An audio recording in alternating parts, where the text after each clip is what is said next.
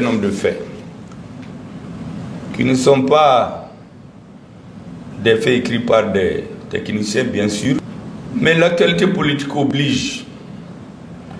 Nous avons aujourd'hui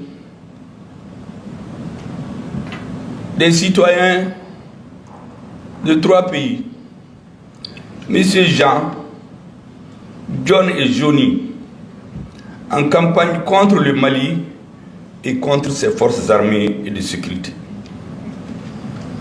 Vous vous souviendrez déjà, le 4 juin 2021, j'avais dit que le Mali devait avoir la liberté de scruter d'autres horizons, d'être plus libre. Le 4 juin, je n'étais pas encore Premier ministre, mais on savait plus ou moins ce qui se dessinait. En 2021, vous vous rappelez bien quand j'étais à Kita, à la faveur de la fête du coton, j'ai rappelé aux Maliens que chaque fois dans l'histoire qu'un Africain se tienne debout, les colonisateurs ont utilisé des Africains pour l'anéantir. Je peux citer à flot des exemples. Je vous en cite un que tout le monde connaît. En tout cas, si tout le monde ne connaît pas, ceux qui connaissent l'histoire, Firoun, tous les enfants en parlent. Firoun a été assassiné pour le compte des colonisateurs par des Africains.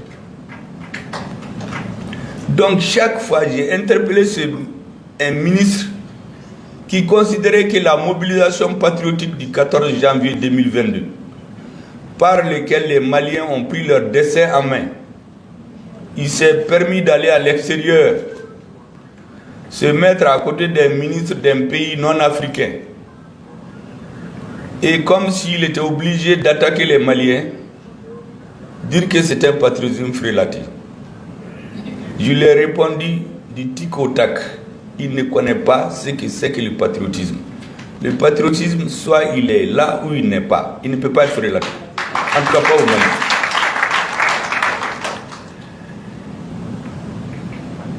Mali. Récemment, quand j'ai vu une interview où j'ai entendu le président du même pays nous rappeler que nos forces armées de sécurité sont plus faibles que les terroristes. Que les terroristes sont plus forts, sont plus aguerris, sont plus forts que nos armées. Mais en période de guerre, ça c'est l'intoxication, c'est la guerre psychologique contre son armée. Dans des bataillons de guerre, c'est lui qui se met à faire une propagande pour démontrer que les soldats sont inférieurs. Il pactise avec l'ennemi, volontairement ou non. L'armée malienne, en tout cas en ce qui la concerne, même si on dit en Bambara que ce qui vous est destiné à vous le connaissez, même si on ne vous dit pas, nous savons à qui ces mots étaient adressés. Notre armée n'a rien à voir avec ces propos. Nous avons confiance totalement à notre armée et la preuve est faite que c'est aujourd'hui elle qui terrorise les terroristes qui sont obligés aujourd'hui d'aller s'en prendre aux cibles molles. Donc, cette histoire de terroristes plus fort qu'une armée, je crois que c'est ailleurs. Ils le tiennent pour dire, c'est pas chez nous aux Maliens. Et ce n'est pas par hasard qu'on a envoyé un journaliste le faire. Nous savons ce qui se cache derrière ça. J'avais dit ici que quand on veut avoir un peuple, on lui fait perdre la confiance. Quand on perd la confiance en son armée, on perd la guerre. Quand on perd la guerre, on perd la confiance, c'est pour se soumettre aux autres. Nous ne sommes pas concernés. Nous avons confiance en notre armée. Et vous avez vu dans un journal, j'ai vu aujourd'hui, on l'a mis à la une cette interview, comme pour discréditer nos armées. Mais c'est ça l'objectif. Affaiblir les armées, les discréditer, et pour que le peuple aille se confier à d'autres. Je voudrais leur dire très clairement de garder leurs conseils pour eux-mêmes. Nous avons suffisamment d'hommes érudits ici et qui comprennent les problèmes pour résoudre nos problèmes. Nous ne nous mêlons pas des problèmes d'autrui, mais qu'on ne se mêle pas de nos problèmes. La deuxième chose, Ici, le 22 mai, je vous ai expliqué qu'il y a une campagne qui est orchestrée à travers le fameux rapport dit de Moura, produit par un certain expert, que vous avez eu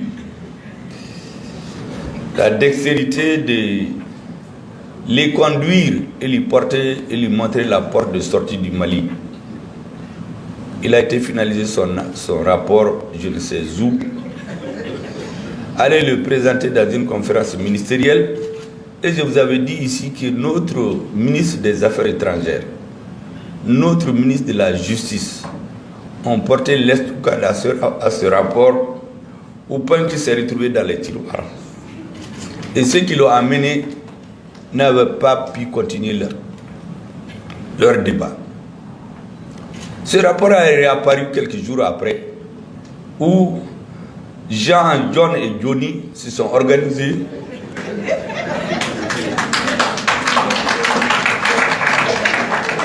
pour le développer et démoraliser notre armée.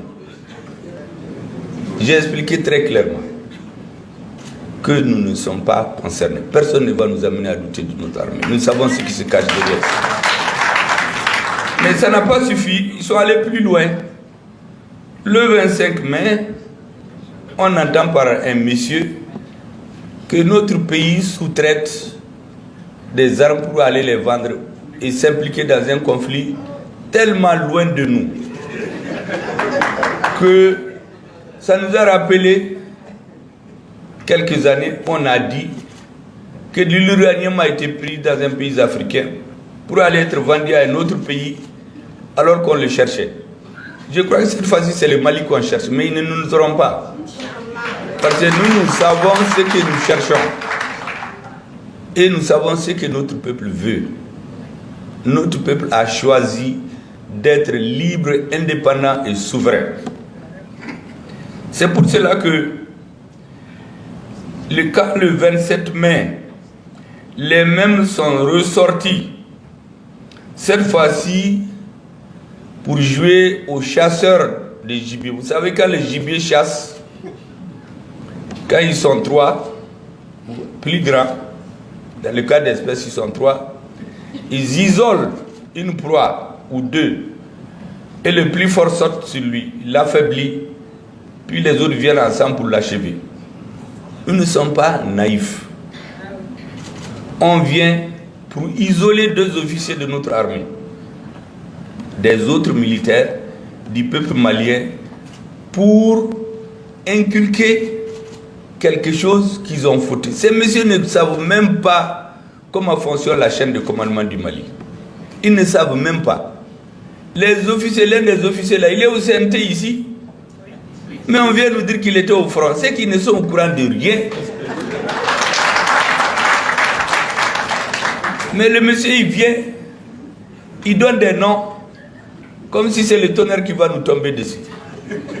Moi, j'ai dit l'autre jour, notre terre est assez solide et nous avons des paratonnerres. Aucun tonnerre ne va nous déstabiliser. Et ensuite, un autre officier de notre armée, moi je connais la position de ces 2 officiers, ces gens n'ont rien à voir. Les bataillons autonomes de force spéciale, vous savez pourquoi ils visent quelqu'un là-bas? Tout le monde comprend déjà, mais nous ne sommes pas naïfs. Personne ne viendra nous mettre un sac sur les yeux et croire qu'on sait où est-ce qu'ils veulent aller. Après avoir fini avec ces 2 gibiers là, ils vont rôder encore, isoler encore 1 ou 2, et comme ça jusqu'à finir le troupeau. Donc, chez nous, notre peuple doit faire bloc autour des chefs militaires, autour de notre armée.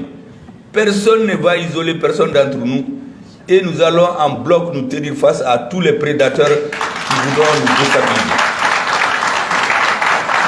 Dans tous les pays, on a isolé des chefs militaires, des chefs politiques pour les décapiter, pour mettre à la tête après celui qui convient.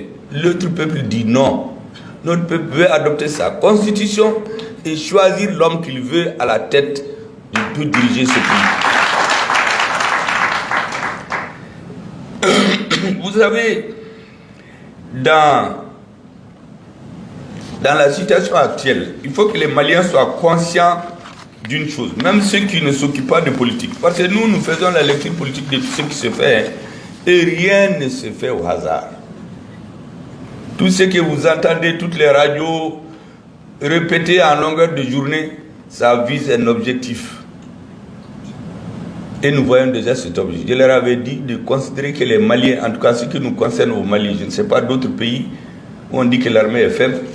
Chez nous, les Maliens ont un coefficient intellectuel largement au-dessus de la moyenne, contrairement à ce qu'ils pensent. Parce que j'ai entendu quelqu'un dire que oui, les Africains, c'est des gens très gentils, on peut les manipuler vite. Personne ne peut nous manipuler.